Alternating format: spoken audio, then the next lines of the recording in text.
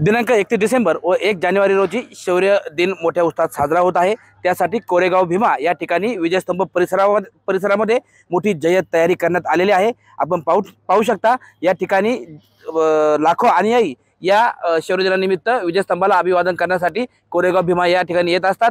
या ठिकाणी कोरेगाव भीमा विजयस्तंभ परिसराला पूर्ण छावणीचे स्वरूप आलेलं आहे।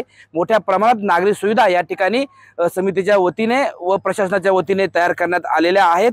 आपल्या सोबत आहेत विजयस्तंभ सेवा समितीचे अध्यक्ष सर्जेराव वाघमारे। सर्जेराव, काय सांगाल, कशा पद्धतीने विजयस्तंभ अभिवादनाची तयारी करण्यात आलेली आहे? 1 जानेवारी 2024 ला संपूर्ण देशभरातून 24 ते 25 लाख भीम अनुयायी मानवंदना देण्यासाठी येतील, याचा अंदाज लक्षात घेता माननीय जिल्हाधिकारी राजेश देशमुख साहेब आणि आम्ही समितीचे संपूर्ण सभासद यांनी या ठिकाणी जय्यत तयारी केलेली आहे। अंतिम टप्प्यात तयारी आलेली आहे। आज ही तयारी संपूर्ण पूर्ण होईल। आपण आताच पाहिला असेल तर फायर ब्रिगेडच्या माध्यमातून ह्या जयस्तंभाची आता स्वच्छता करण्यात आलेली आहे। आज दुपारनंतर फुलांची सजावट या ठिकाणी वरती चढवली लागणार आहे आणि येणाऱ्या लाखो लोकांसाठी नागरी सुविधा उपलब्ध करून दिल्या गेलेल्या आहेत। अंदाजे 24 ते 25 लाख भीम अनुयायी या ठिकाणी येणार आहेत। याचा अंदाज लक्षात घेता त्यांच्या सुरक्षेच्या दृष्टिकोनातून पोलीस फौजफाटा हजारोच्या संख्येने या ठिकाणी उपस्थित आहेत। आपण जर पाहिलं तर स्तंभाच्या पासून आणि स्तंभाच्या 5 ते 10 किलोमीटर पर्यंत पोलिसांचा फौजफाटा आहे। आजच या ठिकाणी हा जो नगर रोड आहे, हायवे आहे, हा बंद केला जाणार आहे 5 वाजता आणि सीसीटीव्ही असतील, 300 सीसीटीव्ही आहेत, ड्रोन कॅमेरे आहेत आणि आम्ही समितीचे सर्व सभासद आहोत। आम्ही सर्वच मिळून या नियोजनामध्ये तयारी करत आहोत। आपण जर पाहत असाल तर यावर्षी खूप थंडी आहे। थंडी असून देखील आजच हजारोच्या संख्येने लोक या ठिकाणी येऊन मुक्कामाला राहिलेले आहेत कालपासूनच।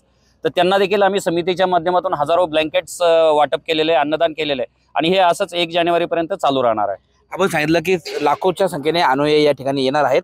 एवढ्या मोठ्या संख्येने अनुयायी या ठिकाणी येणार आहेत, त्यांच्या नागरी सुविधांसाठी आपण विशेष काही खबरदारी घेतलेली आहे का?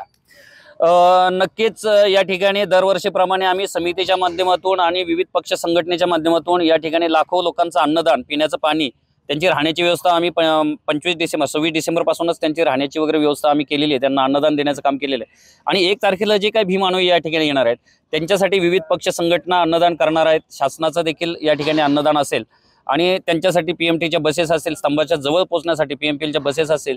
सुरक्षेच्या दृष्टिकोनातून आपण महत्त्वाचं म्हणजे सीसीटीव्ही कॅमेरा आणि पोलिसांचा फौजफाटा खूप मोठ्या प्रमाणात या ठिकाणी तैनात आहे। या ठिकाणी येण्यासाठी काही मार्गामध्ये बदल करण्यात आलेले आहेत किंवा काही सार्वजनिक वाहतूक व्यवस्थेची सोय करण्यात आलेली आहे का?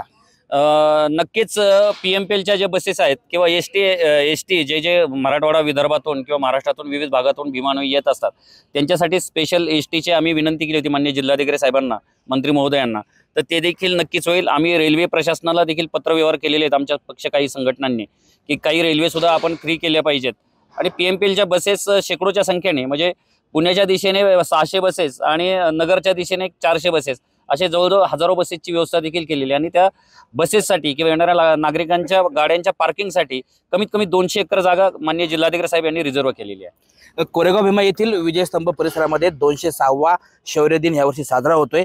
त्याचबरोबर हे वर्ष संविधानाचं सुवर्ण महोत्सवी वर्ष आहे। संविधानाच्या सुवर्ण महोत्सवी वर्षाची झलक या शौर्य दिनाच्या कार्यक्रमामध्ये काही पाहायला मिळणार आहे का?